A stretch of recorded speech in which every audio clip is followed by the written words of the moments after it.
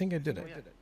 I think. Haas is also going live on YouTube, guys. If y'all want to hop over to his channel, First of he, all, Rawrtcg. On my end, you guys need to follow him. Super cool guy. Super, super cool guy. We kind of found each other when I kind of started into all this. And he's just awesome. He's just cool. He's one of the first people that I started watching outside of the big mainstream guys too. And realistically, he kind of drove me to start getting way heavier into YouTube and social media stuff in the first place. So he's more inspiring than I am by far, and way more articulate. I love it. I probably just have more practice. I think that's probably what it is. I've just maybe done it a little bit longer. No, I just talk like a ogre, essentially. No. But that's why we're always like, hey guys, Haas with Haas Games and Cards. Hope you're all doing awesome, because you all deserve it. The classic intro. Yes, it's awesome. And you are the bulk king. It's amazing. I could not do it. That is high praise, because there's some crazy bulk people out there. But yeah, bulk has been awesome for me, man. That would be a good topic for us to cover one day too, because the time investment it takes to put into bulk is a lot. Oh, I'm It's a sure. lot of time, but there's this loop of like knowing that I'm turning cards I bought at 1 penny into 6 pennies, 10, 20, 50 cents. It's like crazy. So if you just look at the profit percentage, it's bonkers. You know Yeah, what I mean? huge like multiplication on it. Yeah, but I think it's a great way for people to get their toes into the selling space. But it's hard. Yeah. It's hard, and I think people could probably burn out or realize real fast that's not for me. But so you have a cool story. So you actually have distribution. You sell a lot locally as well. You're really connected, it seems, locally and everything, vending. Tell us a little bit about that. How'd you get distribution, all that kind of stuff? I'll try to keep it abridged. It's pretty long. So HaasGamesandCards.com, that's my website. But essentially, I don't know how deep you want me to get, but I came in around when Obsidian Flames existed. That's what kind of pulled me back into the hobby. I'm like, oh, that's a really cool Charizard set. And 151 was coming up. I'm like, ooh, that's exciting. It really sucked me back in. I bought, and this is how I started, with pretty much zero into it. But I bought 2 display cases of booster bundles for 151 when it came out. Sold one, ripped the other for fun, and it paid it off. And I was just like, huh, I think we can make something of this. So that's when I started. And I know you made that video after Pokeani talked about his stuff of as far as like rushing the LLC. And I like your points. And I think nowadays probably rushing the LLC definitely not a priority, because it's so hard to get distribution right now. And we can talk about how crazy that is nowadays. But so basically I rushed an LLC, started ripping shipping on Whatnot, which I don't like ripping shipping on Whatnot, but had to start it to get some sales data, presented it to distro. They said, hey, go buy like $4,000 to $6,000 worth of stuff in 4 months, and then we'll let you have allocations. So I just bought all the junk they didn't want, which back then is not junk now. I mean, it's like all the lunch boxes and Silver Tempest ETBs for $25 and Lost Origin. They're just like, this is trash. If you help us move it, we'll help you.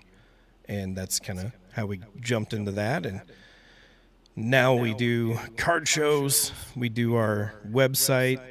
I'd love to get back to doing rip and ships on like YouTube and not Whatnot, because I just find Whatnot so disgusting. But the negative stories really, I don't know, it makes me kind of pause to jump on board there too. Yeah. But my goals with the whole thing isn't even really to make money per se. It's to pay for the allocations I keep so I can keep it towards my sealed collection and have it paid off, not be in debt. But I think eventually we'll be able to scale to a point to where we do make money on top of that too. And I think we do right now, especially with Japanese stuff, since that's not part of my English spend. but there's so much. I mean, it's so hard to get English stuff in the first place, and you'll get your first small allocation of whatever set comes out, and then after that, distro just has nothing. There's just nothing on the websites, and then you have to wait. Sometimes they'll be like, oh, you can buy a case of something for market, and you can only buy one case per week, and it goes away after a week. So That's tough. Yeah. it's crazy. But I love doing it, and I think my goals are to more move into social media. I think that's way more important than trying to do anything else right now. But I want to still do that to help drive the business. And what else? Out-of-state card shows. I want to work on that. I'm thinking about doing Card Party Oh, really? in California, but it's so expensive. It's like $800 for 2 tables, then lodging, driving. Yeah, I don't know. Yeah, We'll see. and I think Brian mentioned that as well. Just like being careful about jumping too deep into these like big name shows and stuff. Being careful about your spend and making sure you stay profitable. I think I'd have to look at it as more of like a vacation, for sure. That's true. Yeah, That's true. not You, a profit thing. You don't sell on TCG Player, right? Like how much Nope. would you say? How much do you sell something like singles? Right Only at card shows.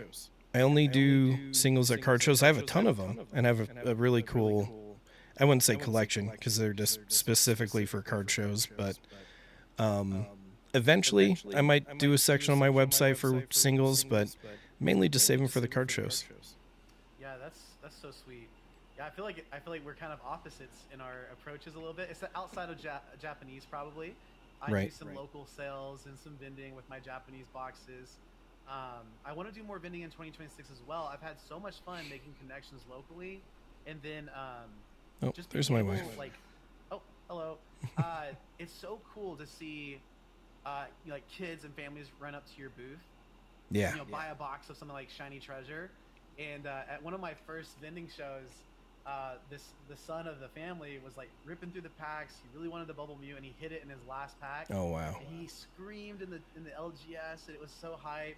But those are the kind of moments and memories that I think are super sweet and unique about like selling Pokemon. Like it brings so much joy to people. I'd agree with that. Sometimes. There's so many layers to this, and it's like you have your online business where there's very little personable space on that, other than emails, and then you have your card shows where, I mean, I have like a stack of free cards right here that I have a card show tomorrow, but I'm just like, oh cool, free cards ready to go for the kids, stickers and stuff like that. And when I'm working, I go out in the community and I give crap out to but yeah, I don't know. There's just so much I want to accomplish, especially with this Pokemon card treasure hunt thing that I started. I saw your videos. Yeah, I'm gonna get that like all over the United States. I'm excited for that. That's super sweet. If there's anything I can do to help, like just loop me in. We can maybe try to collab there. We'll talk about it offline maybe. Yeah, for sure. What are you trying to accomplish nowadays? Oh yeah, so basically I'm just trying to keep my head down and kind of grind on the things that I know that are working for my business. So I started my business with about, kind of similar to you, had very little capital. Yo, Harley, good to see you on Twitch. Good to see you. I'm chatting with Haas from Haas Games and Cards. Hey Harley. But yeah, I started with about $1,000. Used that to buy my printer and all the supplies, and then my first bulk lot, and dove in. And I would say I probably, like, working capital month to month is like somewhere between 3 to 7, maybe 5 to 10,000, depending on how sales are going. Yeah. And not paying myself anything. It's the grind, you're just rolling everything back into it. But I've been so addicted, such a bad word. It's not addicted. I've been so fixated on that because you can see how it works, right? Like it's like unlocking the puzzle. It's like, okay, I can see how if I continue to do this over the next 1-2 years, like Brian from Poking and he said, it starts to compound. And all of a sudden I'm not spending $5,000 a month, I'm spending 10 and 15 and then 20. And so I've just been keeping my head down with the single sales. I want to expand into eBay for some growth goals and expansion is selling bulk lots on eBay to kind of go through a lot of my back end, my backlog of bulk, I want to start doing vending more often. I love the person-to-person So fun. communication. It's so cool. But those are some of my goals. Obviously, social media. I think I disagreed with the LLC thing from Brian, but he hit the nail on the head when it comes to focusing on social media. It can just open so many doors, and I think that's so sweet. So I feel like the LLC thing was very important to rush before the bull run, for sure. But yeah, right now, probably not the highest priority. Because back then, like you're racing to get distro, and I think I was probably one of the last people that was online. Because as soon as I hit that spend limit to get allocations, everything went away at the distribution website. And I think I have an older video from last year, November, where I'm talking about how things are starting to get limited. And I'm like, hey, I'm willing to do these case deals under market. This looks like things are going away. You guys should buy it. And I look back at it, I'm like, man, I wish I could buy those prices right now. yeah, Or just buy that product in general. But then also, the other reason to rush an LLC is back then card shops would have so much product that they couldn't get rid of it quick enough. And so you can do wholesaling with them. But now they sell their stuff so easy. Like you don't even have to have any kind of charisma whatsoever. This stuff just sells. It doesn't matter. it's like super easy right now. That's so cool, and I that's one of the first things I noticed is like, hey, you're talking about having a distro, and I was like, that's so cool. Like, look at this guy. Like, you're like, I know Pokey in some of his earlier videos would say like, hey, it's possible. Like some online sellers do get distros. Like, I think he may have shouted you out or posted something about you online. I don't know, something about maybe he commented on a video, but I saw that and I was like, wow, like you were just such a cool example of that being possible. And if I know it's possible for one person, I'm gonna stay optimistic and hopeful towards the future, Yeah. no matter how long it takes. You know. I think once the market regulates a little bit, for sure, possible for anyone to do it. You just have to put in the work.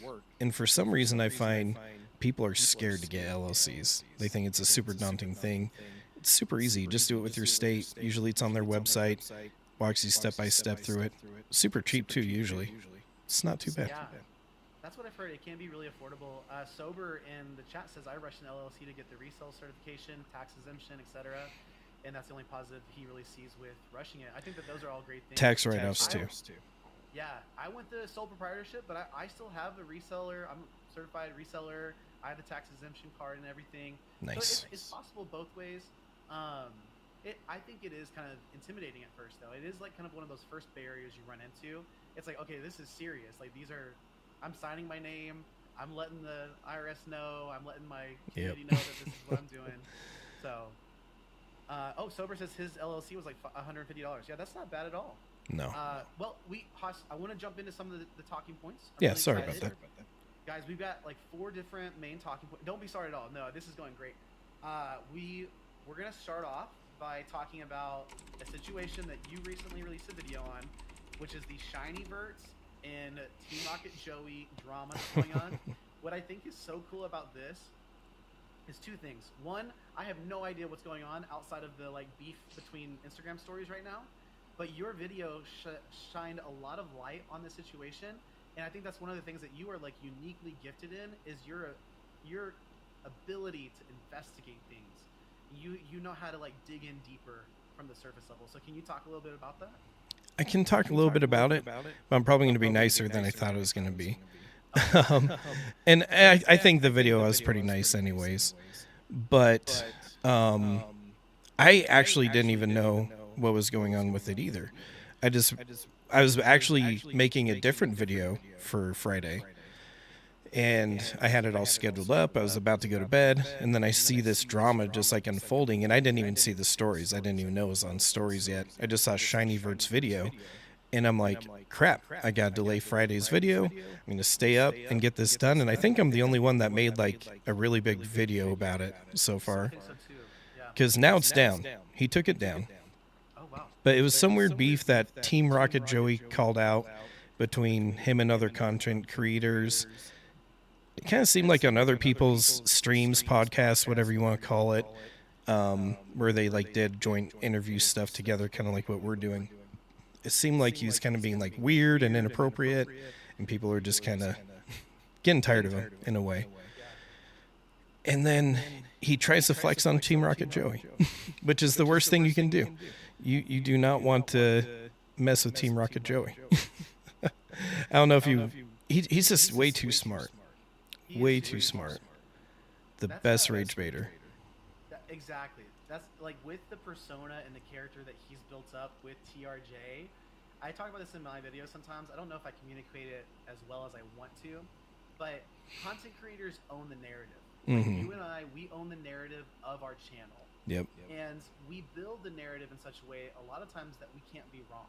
We build up our arguments in such a way. For example, I like to say, hey, I think that reprints are coming, but I don't know when they're going to happen. So for me, what I just did is I made an escape, and then I made sure I can never be wrong, right? Yep. I do that all the time too. Yeah, yeah. And I think that Joey does that in his videos. And for anybody to bite, if they take the bait, they're walking in. It's a trap. Into a hard situation. It's a trap. And one thing that I think a lot of people miss about Team Rocket Joey when he's delivering what he thinks is going to happen, a lot of the time he's just talking about like short-term stuff that's happening now. A lot of people are like, no, it's going to go up and it'll gain more value. He's just talking about kind of more the immediate. He doesn't really talk about what happens the 5 to 10 years. And that's kind of mainly what he focuses on. So anyway, Shiny just goes off, throwing cards and calling out Team Rocket Joey in the Instagram stories. And I talked to Team Rocket Joey about it a little bit too. And I don't know if I can talk about our conversation too much, but yeah, it was funny because he's flexing his car. He's like, Team Rocket Joey, look how much money I got. Look at this car. Look at my motorcycle. And the funny thing is I'm pretty sure his license is suspended right now too. And then he was making comments about after ripping $210, or he's doing his giveaway for Christmas, and he's going to rip about $210 worth of stuff. And he's like, oh man, I'm going to go broke doing this. And it's like, you just flexed your cars, but then you said, this is too much. It's like, should you have those cars? And without really knowing what was going on, I just kind of wanted to make a video to probe, to have other people interact and comment and give their take on it. And it just snowballed into this huge thing where basically he ended up taking his video down overall. Yeah. And so he actually commented on my video today. And this is why I'm going to be probably a little bit more respectful. And I was respectful in the video. I tried to give criticism in the nicest way possible. But in the video, in the comments, he said, flexing was stupid as F. You gave a pretty solid take. I delete the vid because I was idiotic and not that person. Or I'm not that person. Love you, bro. And I was like, you know what? I told him, I was like, huge respect. It's hard to take criticism, feedback, and opinions and internalize it and be okay with it and move on. So good for him. That was actually huge of him. Gave him that shout out. I would have kept the video up. It's free views, free money. And I told him that too. But that's the thing though, is if you put your opinion, your beef, or whatever it is online, everybody's going to see it and everyone's going to have a thing to say about it. Yeah. And that's one of the, like, it's kind of an exercise. Like I used to hear that. I used to work in ministry. I used to be a pastor, worked in churches. Now I work in tech. Nice. But one of the things we would always say in ministry, and especially to people like volunteering at a church or stepping into some kind of leadership, we would always like just kind of let them know, like, hey, it's really, really important in life that you always have a soft heart, but you need to have thick skin. Mm-hmm. You need to have a heart that's open enough to love and care for all people. But you need to have some thick skin because people are going to get upset. People are going to get mad. People are going to get emotionally charged. And when that happens, you know, our response to that, if we respond in the same way, that could just ignite a whole firestorm. You know what I mean? Right. So I've taken that with me from that experience. I try to relay that to every area of my life. is I want that soft heart and thick skin. But not to get, we're not getting all religious and everything, but No, that's wanna just put that up there. practical, good human stuff. Yeah, yeah. One thing I think that's awesome. I didn't realize the updates with him taking down the video and him commenting. I think that's such a display of being self-aware Yep. and really mature. You know, I think all of us respond emotionally. Sometimes we get charged up, we get hyped up on our, we get gassed up on ourselves. And I don't know Shiny's story. Like I haven't followed him from, you know, his start or anything on social, but he's been around a long, long time, and he's had a lot of different arcs in his character and who he's been. And just from the outside looking in, I think that's encouraging. But I agree he should have left the video up. I think that he didn't have to take it down. Sometimes bad press is good press, especially when you're monetized. Why not? Yeah. But No, I don't know. It almost feels like he's struggling, and he's just trying to portray himself one way. I hope whatever is happening, he can get some help with it for sure. yeah. It's a rough thing, I'm sure. Whatever's going on. I feel more bad for him than anything. One of I know Team Rocket Joey definitely went in on him on the stories and the responses. But one thing I noticed is like Joey straight up said I've been a Shiny Vert fan. I've been one of your fans. Yep. And I think that's maybe, I don't want to speak for Joey. Maybe we could he'd speak on it himself someday. But you know, that's got to be something that you kind of wrestle with too. Is, you know, do you ever want to really meet your heroes? You know what I mean? Like that's always something I and think become about. disillusioned. That's a rough thing, Yeah. for sure. Because at the end of the day, we're all human. So, cool. No, thank you so much for the update. That's so cool. Like I was just following it from the outside Instagram story versions. I actually. Oh, sorry. Go ahead, sorry. I was going to say, I actually really like investigative stuff, and I'm kind of surprised I haven't done more. We'll have to talk about it another night, but Yeah. did you ever see my video about that Whatnot streamer that slapped his kid? Oh, I did watch that. Yes. That Yeah. was wild. It was wild, and I did like so much research into that. I ended up finding what state he lived in and all this other stuff. I called DCFS, and they went out there. But I love doing investigative stuff. It's fun. Yeah. No, you're like uniquely gifted and talented in that way. That's awesome. So cool. Well, we can we'll go ahead and shift over to our next conversation. Arc Strike in chat also mentioned that Shiny Vert used to be on the Trainer Gallery podcast. That was a really big podcast back in the day. Oh, I think it still is. Sorry, guys. No shade. And then was just gone one day with no explanation. I'm sure there's always a story behind the story. There's a reason why that kind of stuff happens, and we'll probably never know. But Yeah. hopefully, you know, Shiny's doing his thing, making steps in the right direction. We don't know what's happening, but you know, it's positive vibes. Hope the best for So us. our next topic is what would it take for things to hit MSRP? And we got a couple subtopics here, a little bit that we're gonna talk about. But in your opinion, what do you think it would take for us to see prices down to MSRP again? It's very interesting because a lot of people blame only one part of the problem as to why we're not MSRP. They're like, oh, it's GameStop. Oh, it's scalpers. It's local game stores. It's the lack of product and all that stuff. Rip and shippers. All that.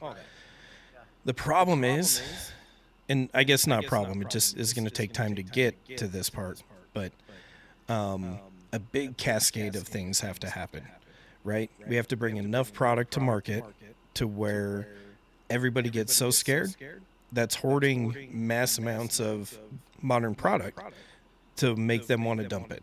They're going to be like, nope, this is over. We rode the wave. We're done. Move on. Rip and shippers got to pretty much get stopped. Because I remember back when Pokemon wasn't even popping off yet, and that's when I first started streaming. That's actually when I did my best streaming, was when it wasn't popular. Yeah. That's awesome. That's probably when I made the most, ironically. It's weird. Because there's less streamers.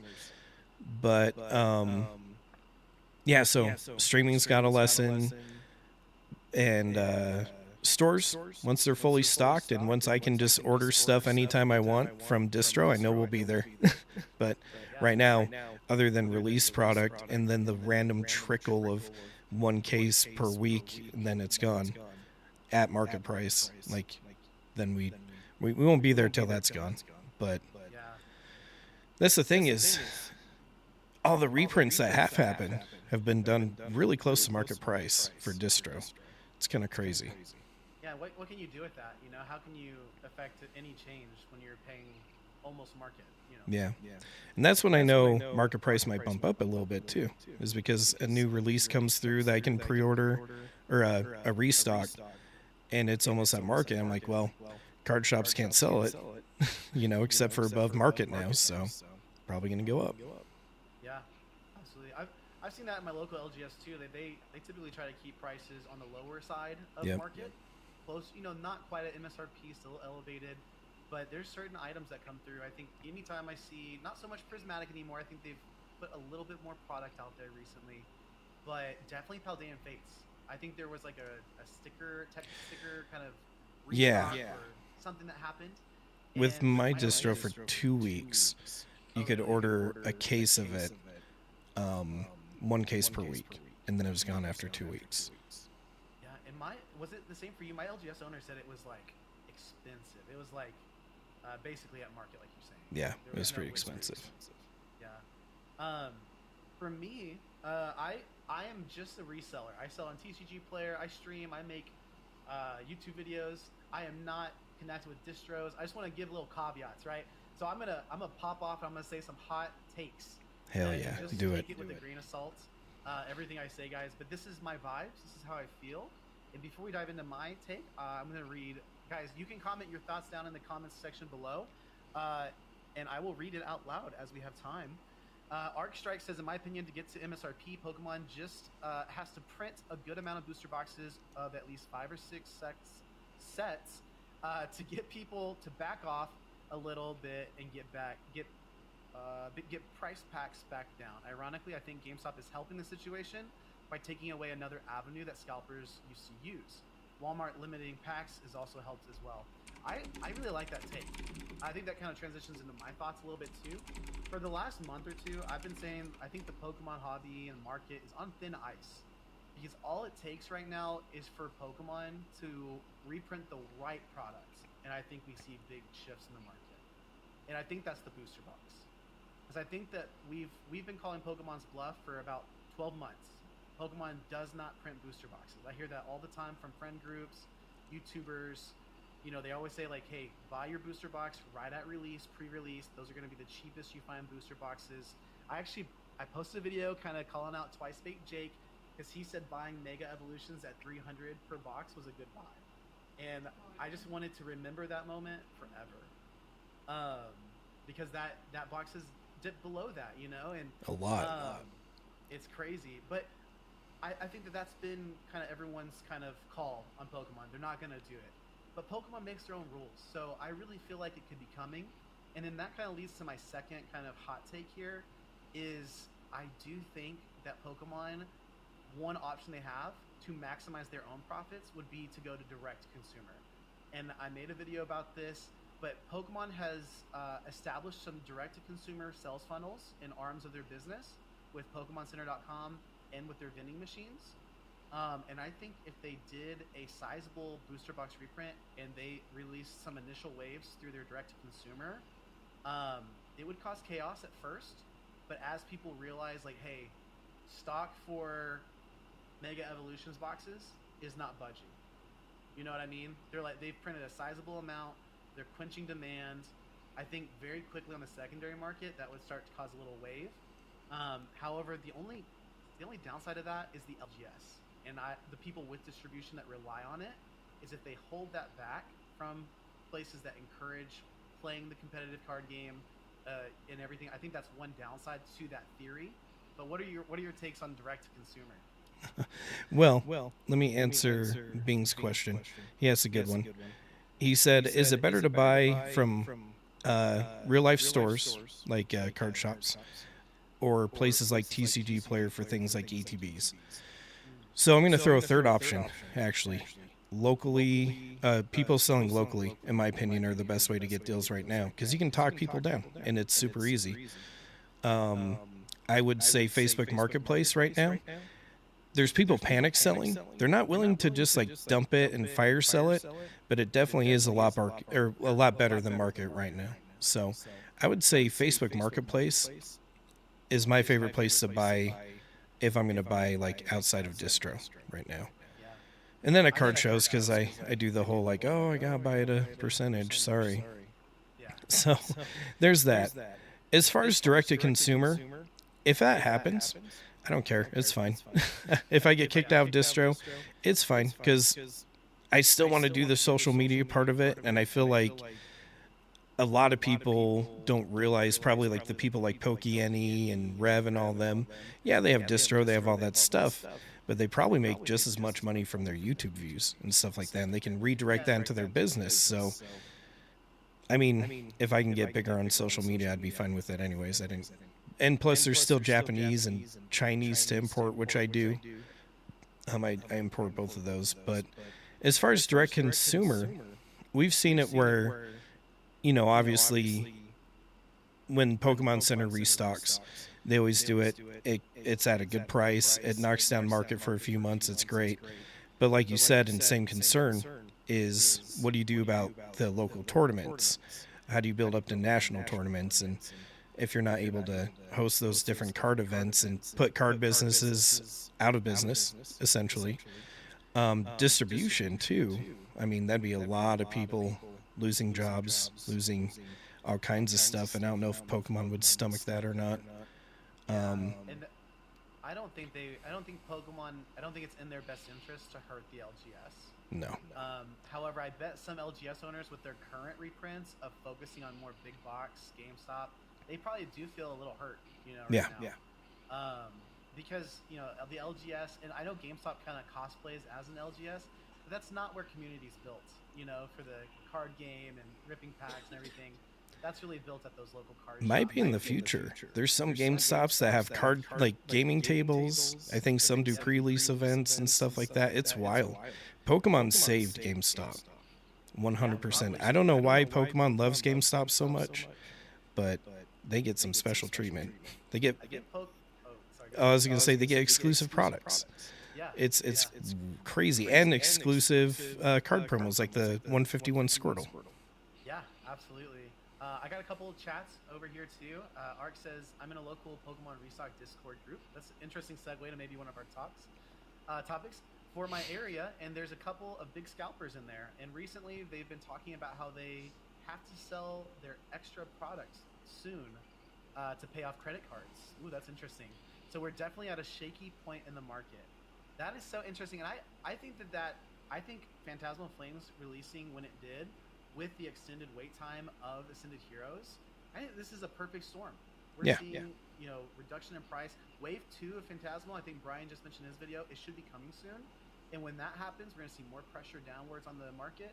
So it would be a scary time to be a scalper, I think. As far as Wave 2 for Phantasmal, it should be coming relatively soonish, because when we initially pre-ordered it, because we had to pre-order it with Wave 1, it did say that it should just be like a handful of weeks after release, but I know Mega took a little bit longer than what they predicted.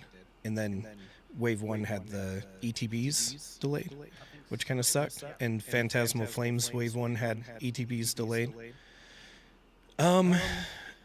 Phantasmal Flames, I probably got more of that than any other set I've gotten recently, especially the UPCs. I think I got like 3 cases of them per wave. I've never gotten that many. I mean, Prismatic, I didn't even come close to that. So I think there's going to be a lot of product and some good discounts coming, especially with Costco restocking, supposedly, allegedly, and some other stuff. Yeah, I'm excited for it. I think things slowing. I'm excited to be a reseller in a business in a slower market or a lower market. I like it better. I think I will too. I didn't really get to experience it. I started reselling and starting up my business around December, January, right as the tail end of Surging Sparks release, right as the market started surging, pun intended, upwards with Terrassal Festival and Prismatic Evolutions. And all I've ever known is this chaos, and I've been trying to tread lightly, because I want to learn. Like, there's so many great YouTubers in this space that have released content over multiple cycles, and Rudy from Alpha Investments, I watch a lot of his older videos from like the 2021, 2022 area. Yeah. And just to kind of learn like what were content creators talking about, what was happening in the market, Not that it's going to be one-to-one with what happens for us, but that there's probably lessons to be learned from back then. But yeah. Zach Kim says that he got an order on TCG Player, and he accidentally shipped. Someone bought the EV promo from Prismatic Evolutions ETB, but he accidentally sent the Pokemon Center stamped one. Oh instead of no. the regular one. Oh And he no. said that the buyer reached back out today, confirmed that he received the wrong card, and is sending it back.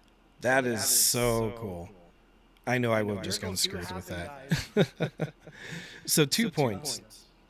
And maybe I already forgot what the first one was going to be. As far as direct-to-consumer, though, and like Pokemon maximizing profits, I'm going to throw a curveball. And I'm not saying this is going to happen, but what if Pokemon said, hey, you know what, to help against scalping and all this other crap, and we can't realistically go direct-to-consumer, what if they raise MSRP to like $200 a booster box? Yeah. I think that's a theory I've heard tossed around a couple I hope they times. don't, but... And yeah, I hope they don't either.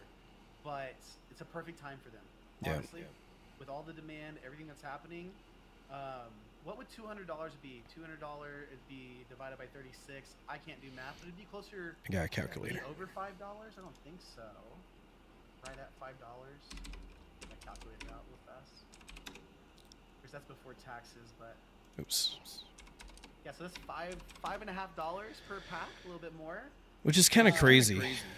I used to sell booster boxes at like 110 back when things were slower, because I don't have a store and stuff like that. I was getting people $3.05 a pack, essentially. But during that time, kind of talking about direct-to-consumer and heat waves and slow times and stuff like that, online, nobody wanted to buy stuff. Even though things are super cheap and I'd whip out cases for way cheap, nobody wanted it. But my rip and ships were busy as they've ever been, because that's when a lot of the other crappy, scummier streamers are kind of gone. And so you get more attention. And locally, I was selling the cases like crazy. And so it kind of, like, where you sell changes up a little bit during the slow times for sure. I'm really excited to live through that a little bit and kind of get my feet wet with it, get some experience. Nick says, I've been a buyer in a similar situation to Zach's, and not everyone out there is slimy. That's true. It's so true. I think for the most part, a majority of people are pretty, they have integrity, they have good character. I believe the best about people. But there are more slimy people out there, and if you watch Rattle, you watch the Whatnot scammers, you see them all the time. It's like, I think. Oh, sorry. Go ahead, Jim, sorry. No, you're good. My bad. I think most people are good. Yeah. It's just social media blitzes it to you, and it makes it seem like everything's just bad. That's so true. It's just like the news, right? Yeah. If you turn on the news, it'd be the same thing. I miss the 90s. Just seems so much more peaceful. Yeah, true. If we could go back, dial-up internet, Mm-hmm. you know, all the Some good good old stuff. net zero. Yeah. Nick has a good point. He says Lorcana's MSRP is $5.80 per pack. And I think another caveat here is they could raise the MSRP, which would really impact current prices. But as a market slows down, MSRP is typically the high end of prices. So we could still see sub $5 packs. You know, not at Walmart. Walmart's going to be selling for full MSRP, but your LGS and your online sellers probably give you a good deal on it in a softer market. So that's a good point, Nick. I didn't know Lorcana was so expensive, actually. It's crazy. It's just interesting because in a slower time, I had so much more leeway to do better pricing. But then in these not so slow times, I don't have as much leeway. It's crazy. Yeah. How are you doing on time? I know we got one more topic to jump into, but I got all the time in the world. oh, sweet. Okay. I'm a babbler. good I'll too. talk forever. No worries. Me too. I can talk forever. Probably wrap it up in like maybe 15, 20, 30 minutes, guys. Yep. Our last topic is a little bit spicy. We want to talk about Notify. They've been kind of entrenched in some controversy here and there with their different announcements, alleged announcements of reprints. So do you want to dive into that? Man, they made that one announcement where they showed like Paldea Evolved booster boxes and like all this other product saying, "Hey, get ready to get notified, get our subscription because these reprints are coming and you need to know about them." Or in store too. They're like in store stuff, and I think Opossum Bud made a video about it where he called out that they weren't getting the in store deals very well. And they're like, we never promised that. And it's in like their little mission statement. So I thought that was hilarious. But I feel like they're baity. And I get why people want to use Pokenotify because it's so hard to get things at MSRP. I so get it. And people are so desperate. But paying monthly for an alert to where you have to camp your phone anyways, you have to literally be like this, wait till about 3 a.m. for something to restock, click on it, and then you still probably don't get it. So I just don't get it, especially when Rattle has free ones. But That's true. I'm just in Rattle's Discord, but I when the bull market first started, I was much more into like trying to get the drops. Yep. But as it's gone on, I just don't have time. Like I don't have time to be up at 3 a.m., 4 a.m. for the next Walmart or Target drop. It just doesn't work with my schedule. So Nick in the chat says that he's in Pokenotify. Will you let us know if you've had some good luck there? Do you feel like it's been a good value for your monthly money? I don't want to. We're going to talk a little bit negatively about it from our outside perspective, but I would love to have an insider perspective as well. I'm torn on their recent announcements, or that's the most controversial one they've had. Yeah. We talked about. I'm torn on it because I understand being a business, you want to drive customers to your service. That's your product. But like the moral gray area there, you know what I mean? Like it's almost crossing a line that I would feel weird about, if that makes sense. Like me personally, if I was the business owner, I would feel weird. But at the same time, I don't feel bad at all for doing clickbaity YouTube titles. Yeah. But I'm not guaranteeing X, Y, or Z thing may be coming. You know what I mean? So it's different, but I do some very clickbaity titles, but very early on I say, I don't think that's what's going to happen. But here's what I think is going to happen.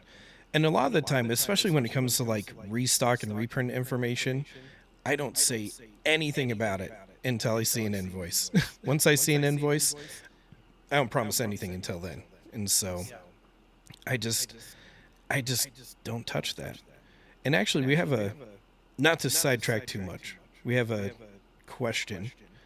Being is asking, what sets should I keep my eye out for? I really want to get some more cards for my starting collection. Oh, well, welcome. That's exciting. But buying singles isn't that fun. I love ripping. What do you think, Rar?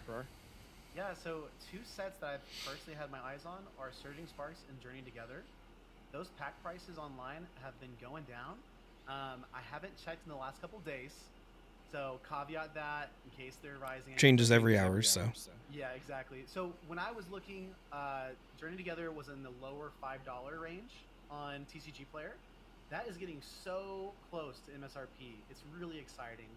And then Surging, they had a couple collection boxes and just reprints of stuff hit the market, and that was down below $6 as well. For me, as like I love ripping packs too. I try to not do it as much, but I do my rip and ship. I love ripping packs, putting together binders. I have a problem a little bit.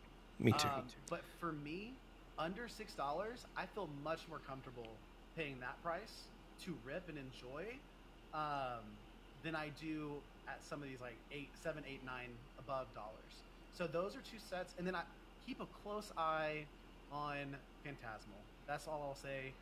Just keep an eye on it. You may be able to find some good deals. You may see it in stock at retails when that second wave hits, depending on how big it is. So to piggyback, there's been some reprints that have happened, and some sets have been actually reprinted more. But again, with it being closer to market price, like a lot of people didn't know about it, but it did dump the price a little bit. And you're right, Surging Sparks is one of them, because I have gotten tons of Surging Sparks ETB restocks, and they are actually pretty well priced, and so I was able to throw them out at a pretty good price, and I think that's why the price has been going down a bit.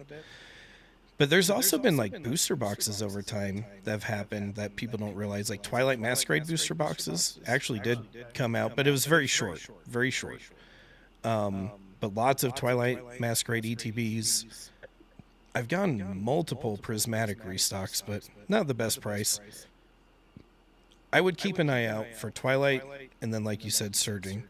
And they both have some really cool cards. Like the Blood Moon Ursalona, love that card. You can chase the Greninja, which is a super cool card. And of course, with Surging Sparks, you got the Booty Chew, which I love. Well, I think I like Ascended Heroes or Pikachu better. We need to talk about We do need to talk about that. Oh my gosh. Hydreigon, super cool one. And maybe look at Black and White. That one kind of dips around a little bit. I think Black and White's a pretty solid one when you can find it at a good price. But again, look for anything on Facebook Marketplace. I think that's where we're going to find some good deals. You can negotiate. And then watch for the Costco drops. I know a lot of people try to get the Walmart ones and other stuff like that, but Costco is like your best chance. They actually do a pretty good job at limiting how much you can buy, and the drops are a lot more realistic. And it's at the best price you'll ever see. Yeah, I think Black and White's a good call out. Like those hit rates and the amount of hits you can get out of that set. If you associate or not associate, that's the wrong word. But if you like any Black and White Pokemon, there's IRs in there for almost every single Black and White Pokemon. Like you could find some really cool cards. Yep. And then my favorite card in Surging is actually the Ceruledge IR. I love that card. Yep. It's so cool. That's my favorite. I don't have it. Oh, I want it. I have one. It's a super off-centered copy of it. I got it for my LGS. So I was so excited. Yeah. The artwork on it fits so well with like the Obsidian Flames Charizard, the Paladin Fates Charizard, and so I want to get it just for that. But I just love that card. Nick has some updates for us from PokeNotify. He said that he's an OG member since last November, so he actually pays a reduced like early adopter price. So he's very not paying nice. the full, so that's definitely better. So he's definitely had his fair share of wins from the service. I don't sell products, but I definitely could pay for a full year very easily from some of their PokeNotify, from some of his wins. So if he sold That makes sense. his wins, he could definitely make some money there. That's cool. The rattle one probably gets you 90% as much, so a little bit less maybe, but there's no fee. Yeah. So maybe PokeNotify is a little bit better of a service there, but 90% is close. That's really close. I've had some luck on rattles. And usually for Pokemon Center drops, that's where I go to. Yeah. I definitely also get the update like at Pokemon Center, and I'll be like, oh, I'll log on, and it's like, you have a 5-hour wait time, and then I'll be like, nah, I'm good. It usually goes a little quicker than that. It probably does. It probably does. I just have like sticker shock. The thing I hate is usually I'm working, and like my phone screen will shut off, and then I'll get back to it, and it resets my spot in queue, and it's just hopeless for me. Yeah. Ark says he personally uses Rattle's Discord for the Pokemon Center drops and have had pretty good luck there with the last few drops. He got PC ETBs, booster Congrats. boxes, bundles from Mega Evolutions and Phantasmal. That's awesome, man. Congratulations. Ark also mentions that white and black right now in secondary market are about $10 a pack. So a little expensive. I think white actually can be cheaper sometimes. But that set does seem to fluctuate. And remember, we just had the big Cyber Monday sale, so prices are a little bit weird right now. So just like all the lower price stuff has gotten scooped up. Yeah. So it's going to be interesting to see how much more product hits the market before more reprints and Wave 2s come. Well, we can go ahead and last topic, we wanted to talk about some arts. That's a big hot topic in the market right now.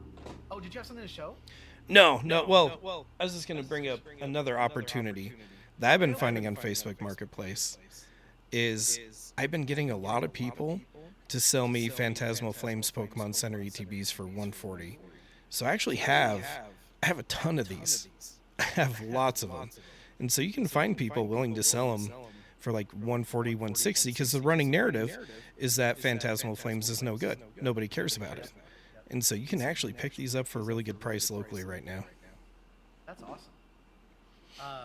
Yeah, when it comes to picking up products, if you're a collector, you just want to have packs if you want to have a seal collection, a collection, rip packs, I would really recommend you kind of want to step outside of your collector shoes and step more into a reseller perspective and attitude.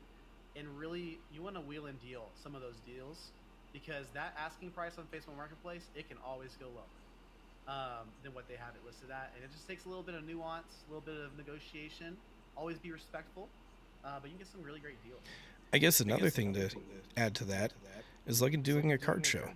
Because then you can be the vendor and you can be like, oh, as a vendor, I only buy it 65, 70%, especially if these, prices are just plummeting. Got to protect myself for resale. So 65, that's all I can do. And a lot of people will just sell just so they can move on and get some notes. Yeah, they do. A lot of people just want that next thing. Or people have collection goals and they no longer need the Phantasmal because they're, focused elsewhere. Our last topic is kind of a hot topic. I kind of mentioned this in one of my videos. We were chatting about it offline. Is Ascended Heroes has a lot of duplicate SIRs, and I kind of made this statement. I was a little bit trolling, but listen. Is the Pikachu, the Mewtwo, the Zoroark, are we looking at the rejected Pokemon art that wasn't good enough for the main sets? Hot take, guys. What do we think? I think that Mewtwo looks kind of goofy, and it's an Arita art. Like, Arita's an OG artist, okay? I feel bad saying it, but I do not personally like that card. More power to you if you like it. Do you want to go with your opinion on all of them first, or do you want me to go? Oh, yeah, I can go ahead and do it. I think the real standout ones for me are going to be, I'm trying to pull it up right now, I have it open. The real standout ones, the Pikachu. I like the Pikachu better than the Butt Chew from Surging. So I know I'm trolling by the dropout reject arts. I like it. I loved your point on that. Art. And then I actually do like the Dragonite. I do not personally, it's not my favorite Pokemon, but I do love the theme with the evolution line in the art of the card. I really like that. The ones I don't like that I think are overhyped, I think all Mega Hyper Rares are overhyped. I think it's a gimmick that the hobby is super keen on, but I don't think it's going to stick. I think those cards will be cheaper in the future. That's a hot take maybe, but I'm happy that Pokemon's experimenting with a new higher rarity. So I think that they're going to iterate on it, and we're going to see something amazing in the future, but I don't think these gold cards are it for me. And then, so my hot takes are the Team Rocket's Mewtwo from Arita. I think it's kind of a mid card. In Mega Gengar. I don't like it. I don't like how busy it is. Those are my two. What do you think? So I thought they already had the perfect formula for gold cards with Crown Zenith. And if they wanted to make this set kind of like Crown Zenith, I don't know why all the SARs didn't get some really cool gold versions of that, right? That's a good point. And right now the gold cards just look like a leaflet of gold with some line work. I hate them. And they're so expensive. I don't get it. It blows my mind. I know there's like the pull rate, which is hard, but I don't know. It doesn't make sense to me. Now, the biggest controversial card, of course, is Dragonite. Because people have been wanting a Dragonite. They're like, we had Sleepy Dragonite. When's the next one? And this should have been it. I think it's still a good-looking card, but I feel like they could have gone a much cooler direction. The wings on the head, I don't get that. I don't love it. If they just took that off, I think it would look perfect. And they kind of have it at a weird angle, too. So, I don't know if you have your Instagram pulled up, but I actually sent you a picture for reference here. And I kind of wish they did this with the Dragonite. Its wings on its head are so big, and I'll have it up on my computer right here so people on YouTube can see it. His wings are so big. You could literally have it curved down to the back and then come out, and it wouldn't look so awkward. But how come they didn't like do this cool feather detail? They could have literally, like the picture I sent you, could be like descending out of the clouds, dark clouds with all these light rays coming down and stuff like that. This is how I'd picture that type of a Dragonite being with this ultra awesome artwork. The cotton candy Dragonite is cool, but just not what it could have been better. Yeah. And to paint a visual for my side is it's just really huge, like angelic wings, kind of towards where wings would typically be. And I love the idea of maybe them wrapping around Dragonite as well. It just like has this more regal, like epic look than the more kitty kind of what we got with the wings on the head. So I totally agree. I think it's more like Crown Zenith artwork. I think we're into the more cartoony artwork nowadays. I think you hit the nail on the head with the gold cards. I think Crown Zenith is the like gold standard. Yeah. For like top end chase cards with the gold cards. I totally agree with that. And a lot of people thought those prices on those cards weren't going to go anywhere. But now they're worth quite a bit. But I love the Gengar. I think the Gengar looks fantastic. I like it better than Fusion Strike, in my opinion. Okay. But Wow, that's a hot take. Wow. I wasn't around for Sword and Shield, so I feel a little more disconnected from it. Like, I have very unpopular opinions, but I like the Prismatic Umbreon much better than the other Umbreon. And again, because I think it would go well with my artwork, with like my Obsidian Flames Charizards and my Paladin Fates Charizards, it kind of matches up better for when I display them. I think the Pikachu looks like Bubble Mew artwork. Not the same artist, unfortunately, but still good. And I'm torn on the Mewtwo. I want both of them. I want both of them. I think Destin slightly edges it, but I do like this other Mewtwo card too. And I don't know if it's like the little aura that's kind of around Mewtwo or what it is. There is a little aura. Yeah, there definitely is. Yeah. And then just like the red spotlight, stuff like that. It's a lot less detailed than the other one, but I like it. I don't hate it. Hawlucha was very surprising. Oh, yeah, I didn't even mention Hawlucha. Yeah, Hawlucha's pretty cool. That artwork is crazy. I don't even like Hawlucha as a Pokemon, but I love that artwork. And then Team Rocket Joey knocked it out of the park. What's the bird? Is it Cresselia? Pheasantipity, that's right. Love that card.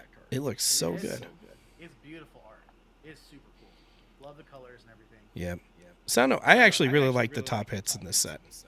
Okay, so I have a little hot take here, but I do think it's funny. Okay, the Pikachu is ironically my favorite terrestrialized SAR that we've gotten, and it's not even an SV.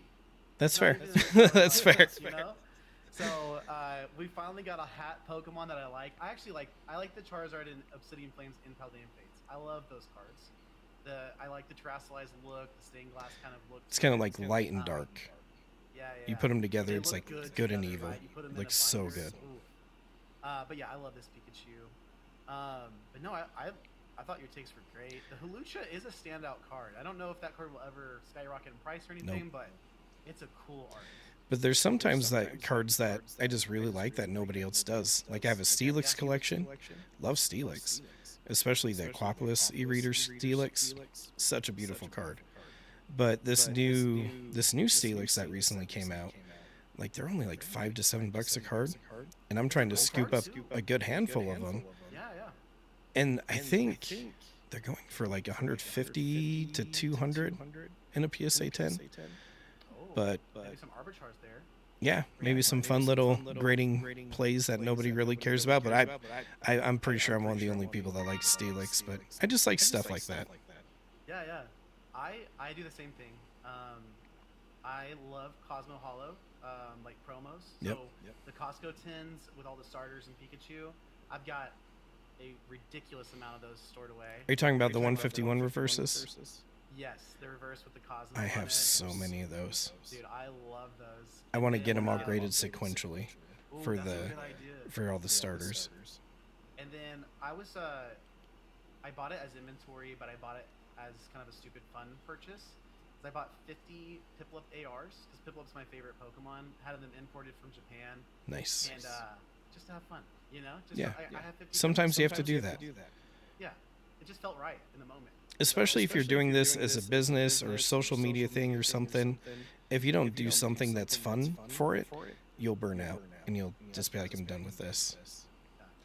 Bing has a question. Oh, sorry. No, you go. No, you're good. He was just saying he loves the Dragonite, and I think just the SAR in general. So, I mean, that's cool. I think it's a great card. I think it's a great card. I just had like a different vision in my head for it. I think a lot of people did.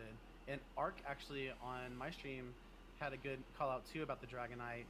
Um, he said that the wings on the head are just because of the Dragonair to make it more in line with the previous evolution line. It's also, I heard the Especially with the Swamp tail. Center That makes podcast. sense. Shout out to them. It's also, I believe, Dragonite is themed after Hermes. And Hermes was a Greek god, I believe. Had wings on his ankles, right? Yeah, wings on his ankles, and he had a helmet with wings on the head. Yeah. And they kind of related it to that imagery. And you know, Dragonite is like the mailman of Pokemon. You know, that's how they portray him a lot. So it kind of makes sense there. I kind of like that. Ark also said Mega Halucha is another Akira Agawa, arts. The same person that illustrated the Mega Charizard X SIR. That's really cool. Oh, very cool. I didn't know that either. Oh, he said he was wrong. He was wrong. Different person. But Akira Igawa is a very popular artist. I know a lot of people are into the artist right now. And then the last comment from Ark was, I think the only reprint SIR that's actually better than the original is the Inzoro Arc, is what Ark said. Oh, yeah. I agree with that. I like the Inzoro Arc a lot. That one looks so good. That one does kind of fit Crown Zenith vibes with like the Hisuian. Oh, what was the name of it? Forget it. But it was really cool. Yeah. Well, Haas, thank you so much for your time. I appreciate it. Yeah, thanks for having me, man. I appreciate it. Yeah. We got to do this again sometime in the future. Guys, in the chats, let us know, did you enjoy the stream? Did you guys enjoy the content? If you don't mind, Haas, I'll probably upload the standalone video to my channel at some point. Of course. I'll send you the file too as well if you want to review that, do something with it. But yeah, guys, thank y'all so much for hanging out. Haas, have a great night. Have a great weekend with the fam. Guys, follow Rawrtcg. Super awesome guy. You all have a good weekend.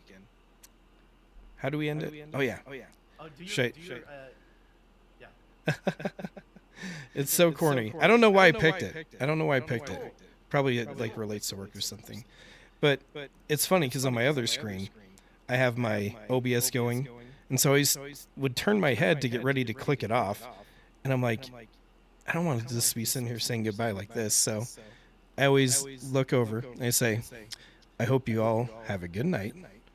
Make sure I have it on the button. And I turn around and go, don't do anything crazy. That's awesome. Oh, quick shout out. You have a giveaway going on right now on your channel, right? So if you guys, you're gonna see the giveaway madness, because it started out as something simple. I'm sorry, now we're gonna dive in a little more.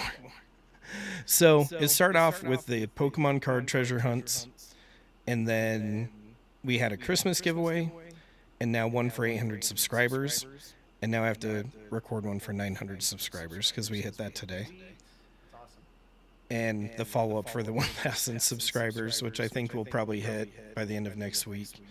But I'm going to make a new video that puts them all together and is just like, look, here's all the giveaways, here's all the links, get into them, because right now we're just going a little crazy. Yeah, that's awesome, man. Appreciate that. Have a good night. Have a good one, guys. Guys, don't do anything crazy. Don't do anything crazy. Bye. Oh, can you still hear me?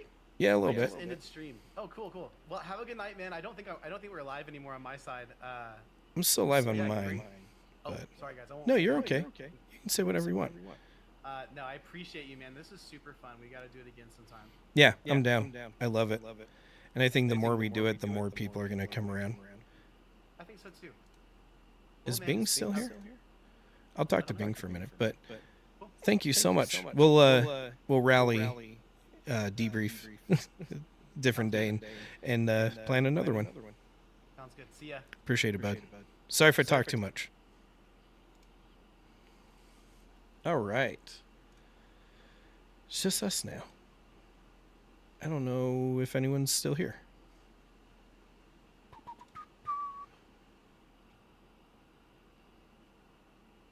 Oh, it killed my webcam, though. That sucks. I guess that's it. Oh, still here. Hi, Bing. I guess while we're here, do you have any questions about anything? Because I know you said you have, like, new collections, new everything else. I don't know why my webcam's not showing anymore. I think it has to do with ending the stream on the other service. I think it kind of freaked it out a little bit. But if you have questions about stuff, go to town. Now is the time.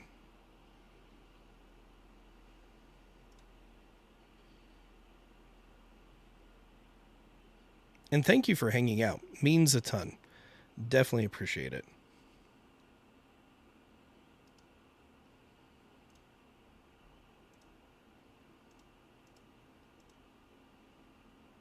There we go. I fixed the camera. We're back. We are back.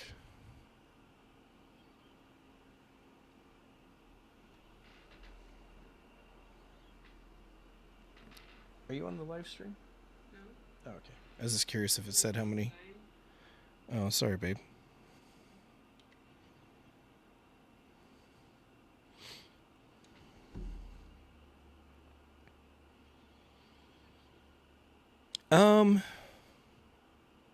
You know, sometimes you just gotta sound a little rude and just throw it out there.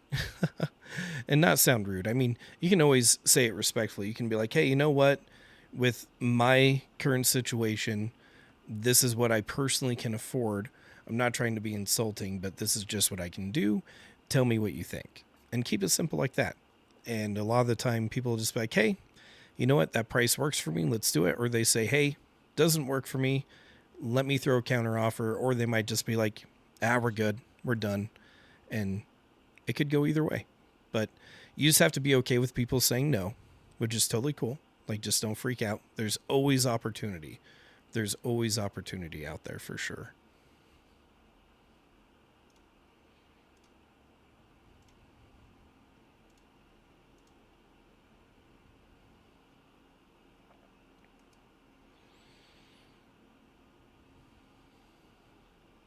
I almost want to rip. I want to rip a Charizard UPC or a Mega Drain booster box, but I probably shouldn't. In fact, I gotta get ready for the card show tomorrow.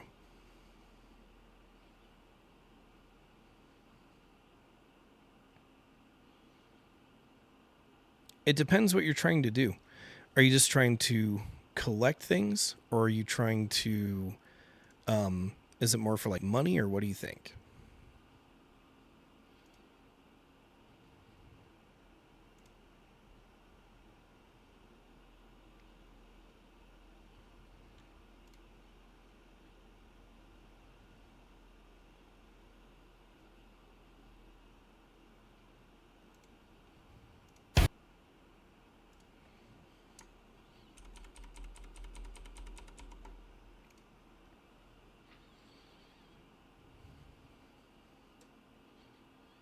That's fair. So, I actually made a video about this not too long ago.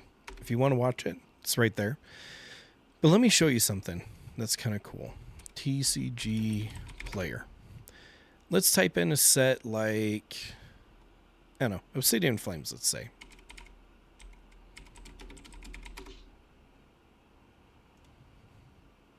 And I don't want the booster box. I just want the set. So you can go to TCG player. And if you want to get ones that just look cool, or if you're looking for potential cards that might go up in the future, there's a lot of cards that are overlooked that look really cool that people don't even think about. And this is what I do. I just go into TCG player. I type in the Pokemon set that I want, and then you filter and you select cards, and then you pick the rarities. The rarities we really only care about are illustration rares, special illustration rares, and hyper rares. So from there, you'll be able to just look at the entire set, right? And it just really depends on your preference and taste, but you'll see cool cards like this Pidgey. I actually have the full Pidgey to Pidgey outline in this artwork, and right now it's at a pretty good low price, you know? Or you can pick out like this Houndour. It used to be, you know, peaked up to $8. Now it's down to like 5-ish. Super cool card, right? Scizor, really, really cool. Used to be like $9, dipped down to $7.53. And yeah, we're looking at cards that have dipped down. But one thing you gotta remember about anything that dips down is eventually it'll go back up to those prices. So if you buy a good handful of these small little singles and they go from $7 to $9 to $10 in a handful of years, like 2-3 years, it's like, oh man, it's not that much of a gain, but you can have so many more of them that it kind of compounds, right? You can get a lot more. There's that Pidgeotto right there. And it just really depends what set you want to look at. Let's do Surging Sparks.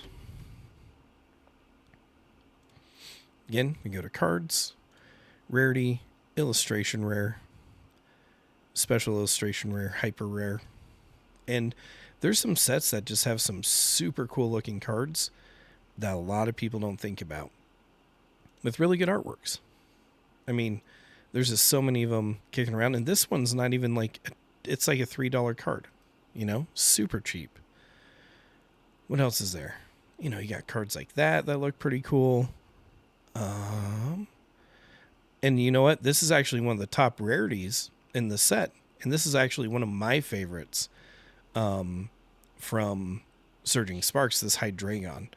I love this Hydreigon. It's only a $38 to $40 card for a top rarity card. That's crazy.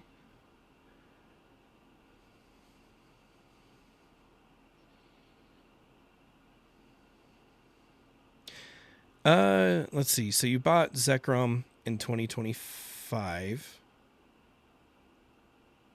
And it might go up in 2026. Let's take a look. So buying anything kind of on the... And you just really got to cherry pick and take a look at some of the data, right? Like, I'd say if you were to buy Zekrom back in December, probably a great choice. If you bought it more in September, probably would be a little bit more painful. But if you bought it anytime in between then, yeah, $13, and it can shoot back up to 20. It'd be like a $7 gain. If you have a couple of them, then obviously that compounds over time. But you really just want to look at these datas. You don't want to buy when things are streaming up, but on the downhill, great time to buy. So it just really depends on when you bought it. But that's why if I have a question about any kind of card, I pop it into TCG Player and kind of try to make a decision on if it's a good play to make or not. But again, if you're just looking for cards to collect, I just go through here and really just find the cards that look cool that just don't cost a ton. There's a lot of them. I mean, let's see. Ethan's Typhlosion, really cool card. It's like $25. Houndoom, to go with your Houndour. Right now, Houndoom is at its like lowest point right now. Right now, it's like a $12, $13 card. It used to be $23. $10 discrepancy. And once the set goes out of rotation, or give it a few more years, not even years really, I bet this thing will easily be a $20 card again, for sure. This one I think is way underrated. This Zamazenta. I don't even like Zamazenta, but this artwork is crazy. But right now, $3, like down at its lowest point. It used to be like $7, but again, really cool artwork that you can get for under $10. There's a ton of them in these really expensive sets, like even Destined Rivals. Spidops, super cool card right now, under $5. It just kind of depends what you're looking for, but there's some really good options out there for sure.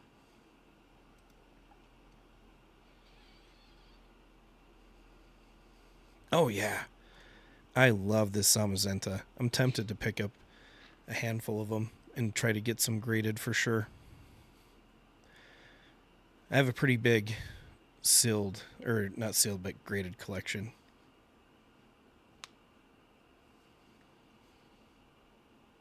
I have a big sealed collection too, and some of them are still pretty expensive, but you gotta remember, at one point Missy's Psyduck was like $75. Now it's down to $53. Like, a lot of these cards are currently on a discount. That's for sure. Blaziken, another very cool card from Destined Rivals, also at its current bottom.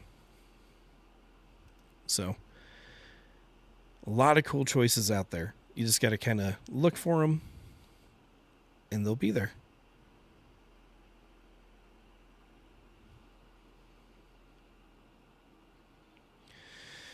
Yeah, it is expensive. It is expensive, but there's some plays to be made, right? Like, let's see, Steelix 150. So, this is the Steelix card I was talking about. I have a Steelix collection, so it just kind of helps me out. But right now, it's like a $6 to $7 card. Used to be $25.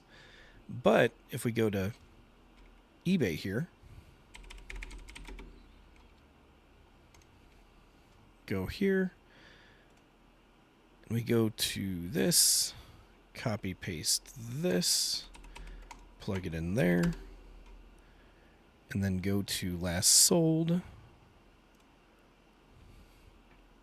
You'll see you take that $5 card, it's selling for $160 there, $178, $165.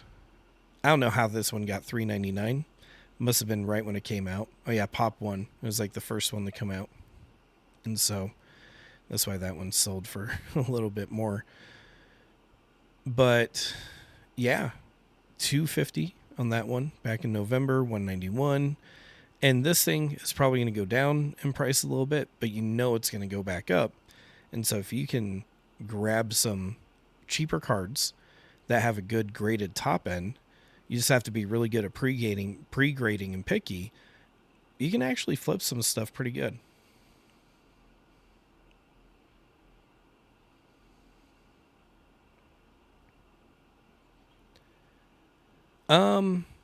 I don't know.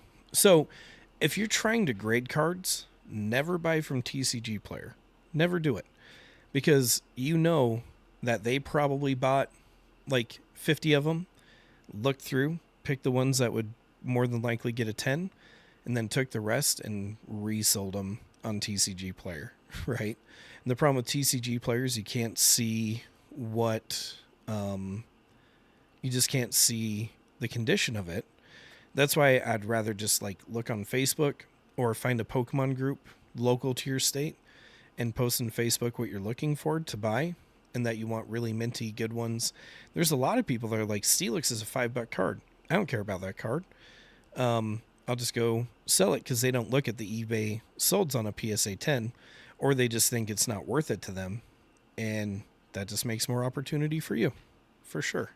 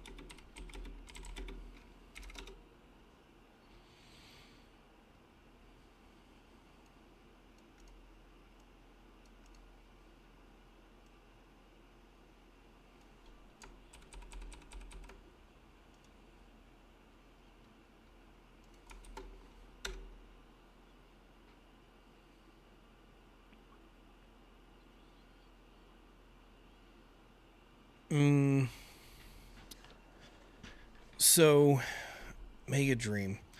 Pull rates, I think the specific pull rate they gave for like the Gengar SAR, I think when I read into it, it was like 1 in 2,000 ish packs. So quite a bit actually to get the Gengar.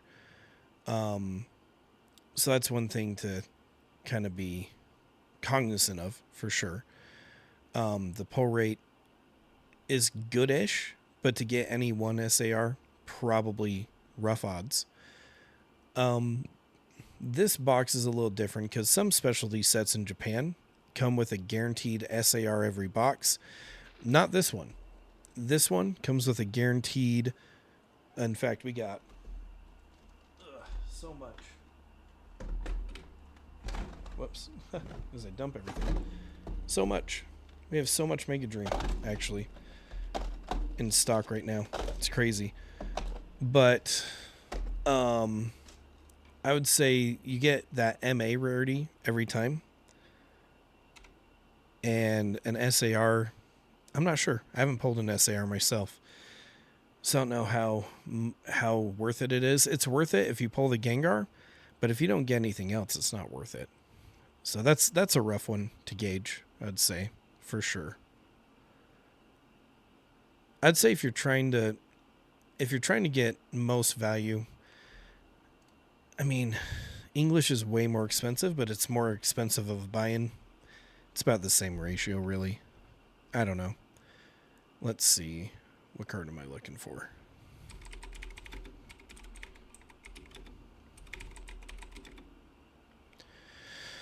Let's see how the Umbreon and Terrestrial Festival is doing real quick. So, the Umbreon Terrestrial Festival was like 350 in a 10 to 400. It really hasn't moved around too much. It's like 462, some like right at 500, where English kind of has different top ends, but it's a lot easier to pull in Japanese. I really don't have the best answer. It just depends what you'd like to collect. And do you have more money to rip English, or do you have money to rip Japanese? Like, it just depends on which way you want to go.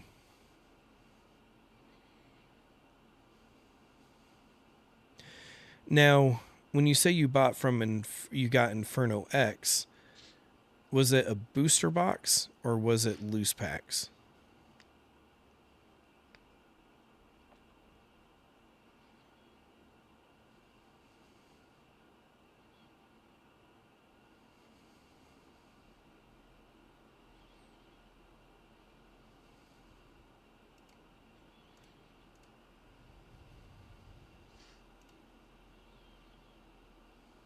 Okay.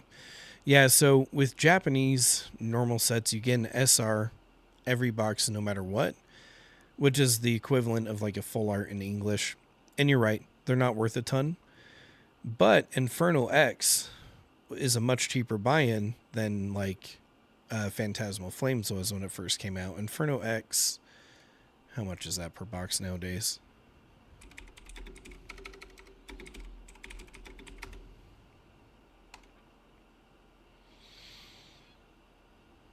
Why did it do that? Booster box.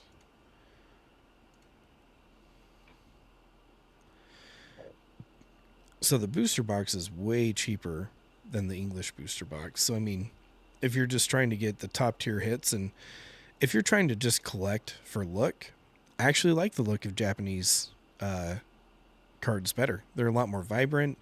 They have more texture. The artwork is just way better on a Japanese card than it is the English counterpart. And so if value's not really what you're concerned about, I would rip Japanese for sure. It's so much cheaper to rip it for fun and get the hits that you want, where if you're trying to get a Phantasmal Flames booster box and get about the same amount of packs, which again, Phantasmal Flames doesn't have the best hit rates either. You're looking at 253. It's like double the price for almost the same amount of packs. How long ago did you buy it? I haven't updated my website for a minute, so I'm sure mine are overpriced too. Yep. They were 150 at one point, but it looks like a big drop happened, and basically late November or late October, early November, it really tanked down for sure. I'm glad I checked. That's something I'm not going to take to the card show. I'll wait for it to go back up. I got patience. I will wait for things to go up in value.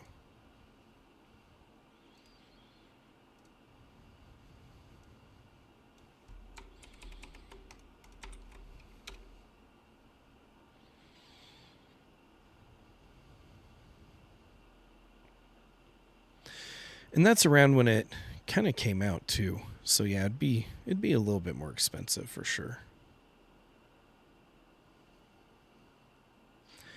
You know what? Every now and then there's a card show in Davis County in Utah that just does an in-store card show. It's a very small mini one. They always invite me. I really like the card store. I know the owner very well, and we've helped each other out on a few different things when it comes to business stuff. And so I always go support his card shows, even though they're not the highest earning. I like just hanging out, talking with people, talking with him, and supporting his store because he's a really, really cool guy.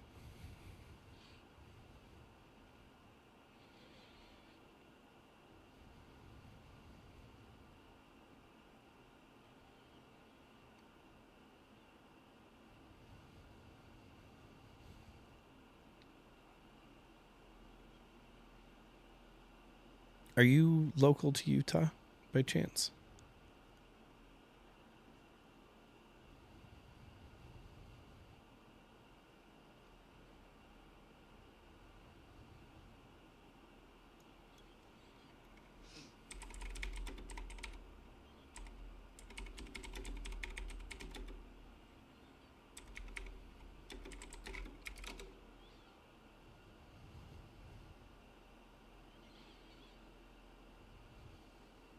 Sadly, no.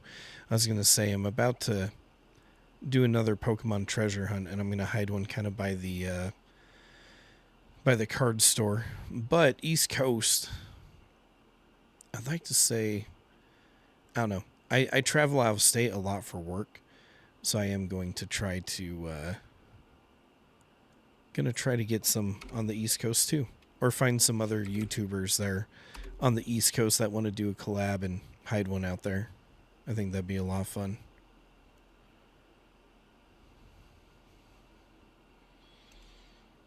Oh, I wish this is one of my favorite Houndoom artworks. I wish I could afford that. That thing is epic.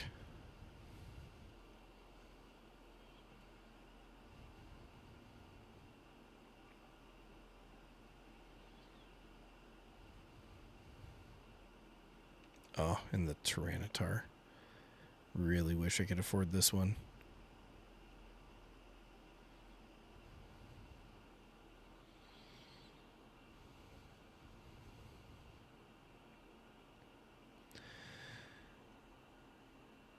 Anyways, my friend, I do need to go. Yeah, that Tyranitar artwork, total Godzilla vibes. Super, super awesome. I love that one quite a bit. Well, people always talk about how short things are, how there's not enough stuff in the market. Aquapolis was kind of a time period where people didn't really care, and they did not print a lot of this set when it was probably one of the coolest sets out there. And so you have to remember, in a PSA 10, especially with how old this card is, it's back from 2003, there's only 116 of them in a PSA 10. So it's going to be very, very expensive because it's very exclusive.